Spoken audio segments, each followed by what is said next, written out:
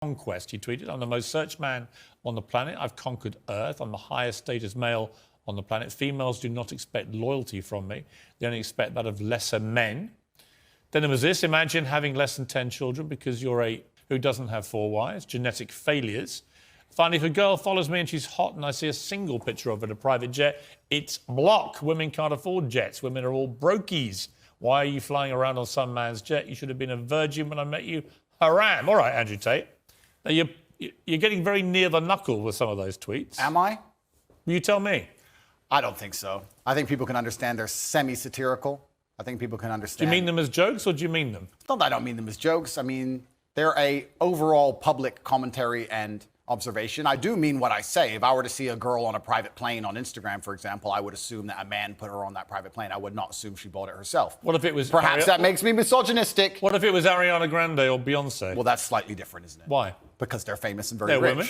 Yeah, of course, and they're famous and very rich. But so there are lots of women you wouldn't think that if you actually saw them on a private plane. Well, if I saw a 19-year-old girl from Moldova where the average wage is $200 a month and she was on a private jet, I would assume that with the balance of probabilities, considering I'm an adult, it's very likely because of her beauty, a man has put her on that private plane. Yes. If that makes me misogynistic instead of just perspicacious enough to understand how the world works, so be it. I'm a realist. Should you be such a generalist about these things? Well, you have to be a generalist when you're looking for in the balance of probabilities and trying to find balance in the world. You have to be a generalist. In general, if I stroke a lion, it's going to bite my hand. In general, there might be a nice one, but I don't want to find out. So that's how the world works. You've praised the Taliban in the past. Would you do so again tonight? The world is not black and white.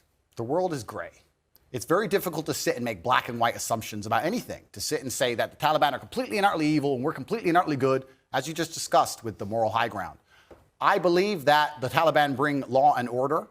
It may not be the law and order we like, but it's a form of law and order, and humans usually gravitate towards... What about their towards... treatment of women? I mean, only tonight they have banned any women from going to university. Fantastic. Let's get the feminists to go and teach them a lesson.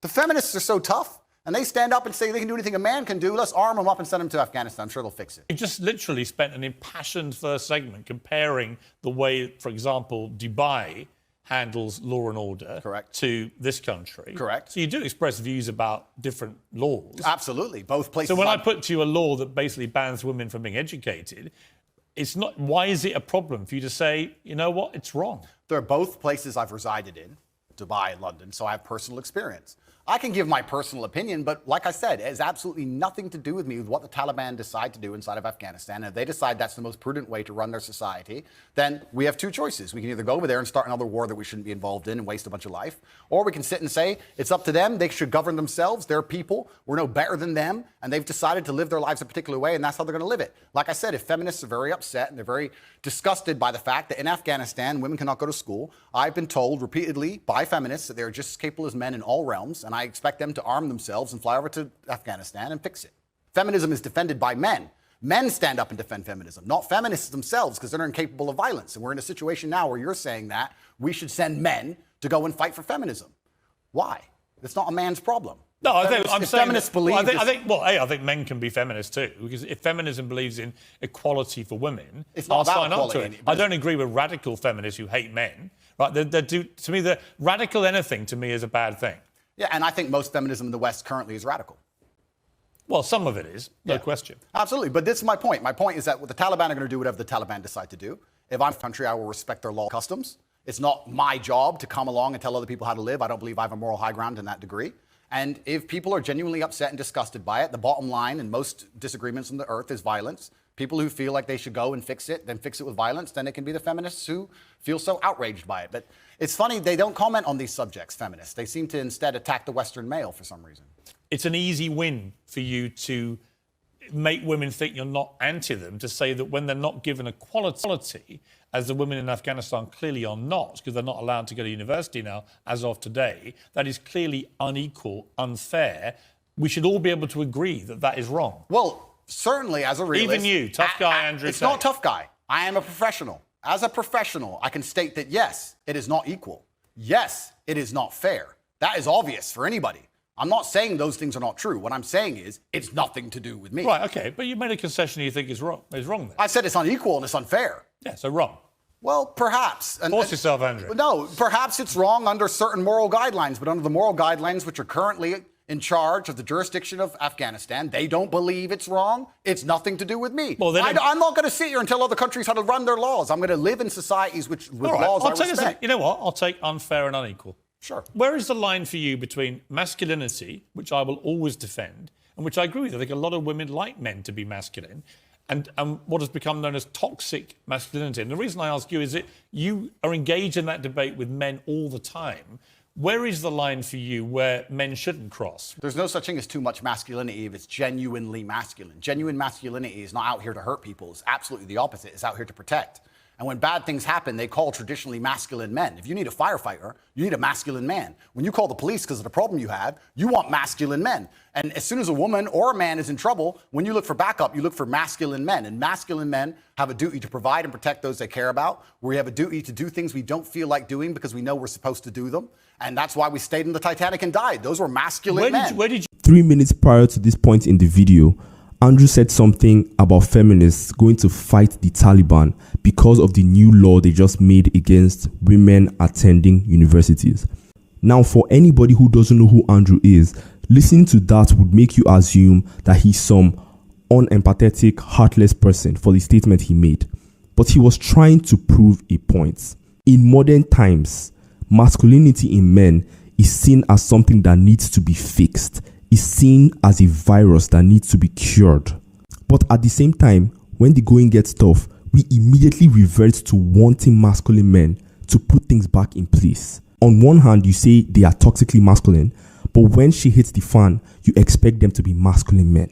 Where did you get your views about this from? This is what I grew up with. It's the family I grew up around. And Your father, your mother? Yeah, both? and the world I lived in. And I think a lot of the things I'm saying now about masculinity and how people should act in the world, how the world should function, were considered completely normal and accepted by everybody only 20 years ago. I think the world's just lost its mind. For me to stand up and say a man should protect a woman now gets to be called a misogynist and canceled. If I said that 10 years ago, everyone would say, duh. And what's funny is, everyone who argues against me and says men shouldn't protect women, especially all the feminists, if they were with their boyfriend and a man broke into their house, guess who they'd expect to go downstairs?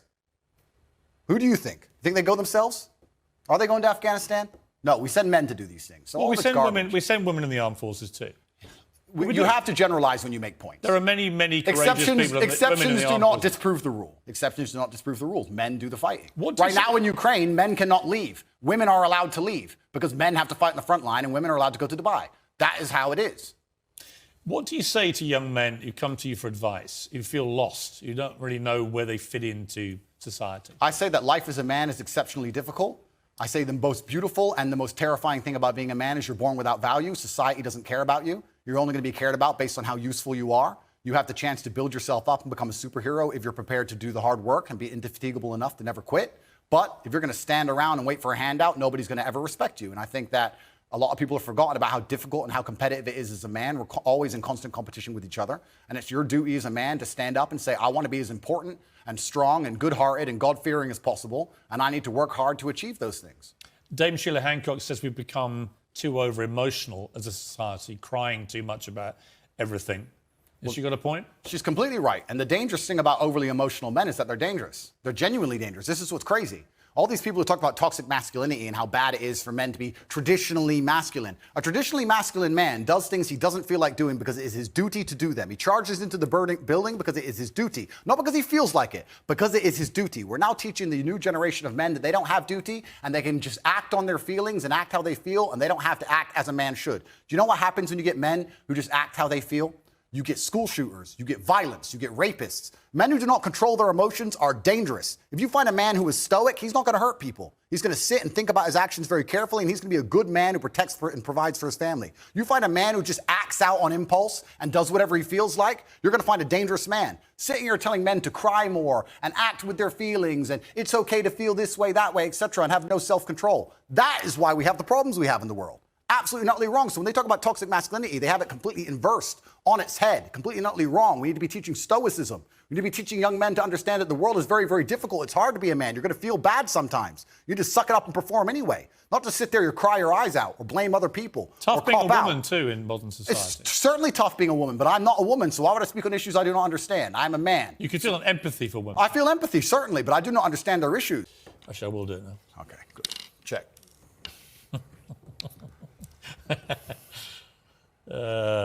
Check.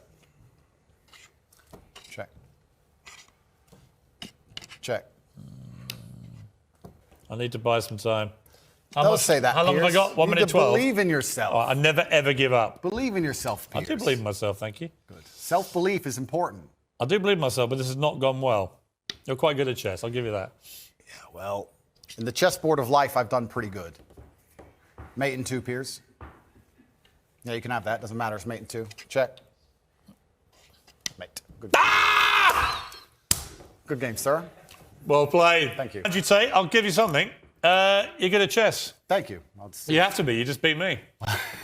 You're an What has outplayer. chess taught you about life, quickly? Chess absolutely reflects life. And even I say this now in my business meetings with my team. A lot of the problem in the world today, especially with teams and businesses, et cetera, everyone wants to be the king. But if you want to have a team, if you want to have a side that wins, if you want to win a game of chess, everybody has to know their role and do their role effectively. There can be a king and a rook and a pawn and a bishop and a knight, and everyone does everything correctly. And when that happens, you have a very formidable board and you're hard to beat. And chess reflects life absolutely. It's something I do every single day.